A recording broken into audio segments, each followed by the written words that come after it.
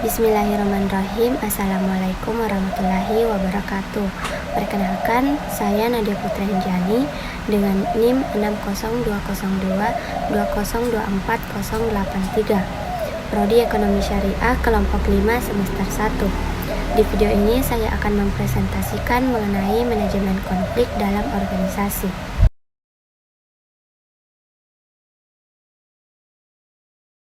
Konflik dalam organisasi ialah hal yang tidak dapat dihindari karena organisasi terdiri dari individu dengan berbagai latar belakang, kepribadian, tujuan, dan pandangan. Konflik bisa muncul antara individu, kelompok, atau antara manajemen dan karyawan. Pengertian konflik dalam organisasi. Konflik dapat didefinisikan sebagai ketegangan, perbedaan pendapat, atau pertentangan antara dua pihak atau lebih yang memiliki tujuan, kebutuhan, atau nilai yang berbeda. Konflik di organisasi bisa terjadi pada berbagai level seperti antara karyawan, antara atasan dan bawahan, antara departemen, atau antara organisasi dan pihak eksternal. Selanjutnya, penyebab konflik dalam organisasi.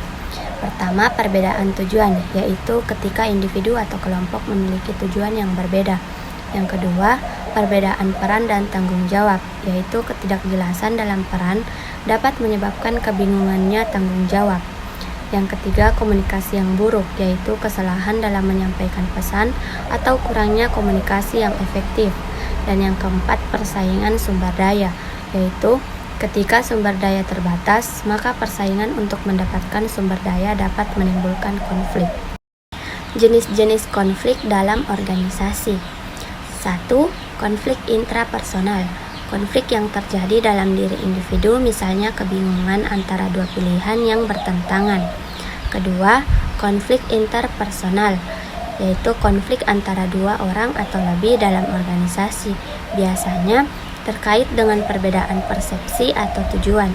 Ketiga, konflik intraorganisasi, yaitu konflik yang terjadi antar kelompok atau departemen dalam organisasi.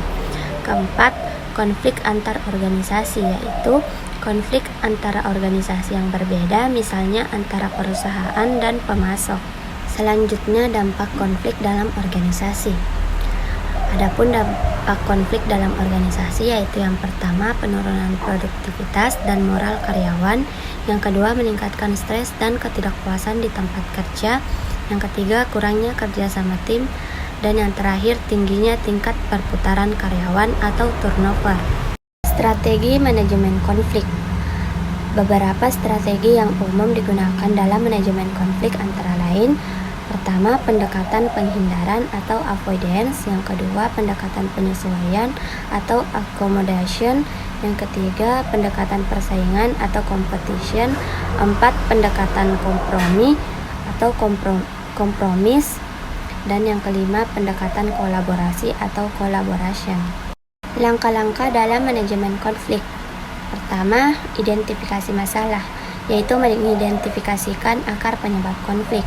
2. Komunikasi terbuka, yaitu menyediakan ruang bagi semua pihak untuk menyampaikan pandangan mereka secara terbuka.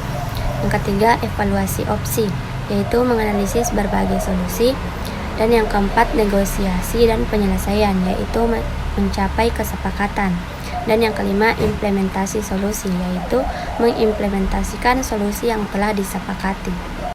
Nah, adapun kesimpulannya yaitu manajemen konflik yang efektif dalam organisasi adalah kunci untuk menjaga keharmonisan dan meningkatkan kinerja tim. Meskipun konflik tidak dapat dihindari, cara organisasi merespon dan mengelola konflik dapat menentukan apakah konflik tersebut akan menjadi hambatan atau peluang untuk perbaikan. Pendekatan yang tepat terhadap konflik dapat memperkuat hubungan antar anggota tim dan membantu organisasi mencapai tujuan dengan lebih efektif.